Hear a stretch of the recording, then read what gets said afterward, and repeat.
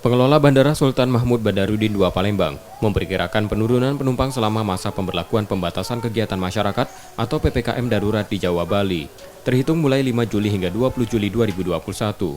Penurunan diperkirakan mencapai 70%, baik kedatangan maupun keberangkatan.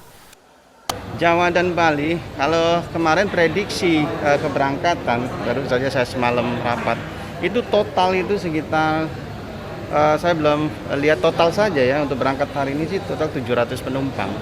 Tapi breakdown-nya saya belum lihat karena airline kan masing-masing masih melihat reservasinya, apakah mereka cancel atau reschedule.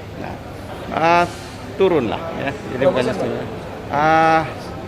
kalau turun itu semakin sehari ya makin turun 70% ya. Tapi artinya kita tetap mendukung ya program pemerintah ini.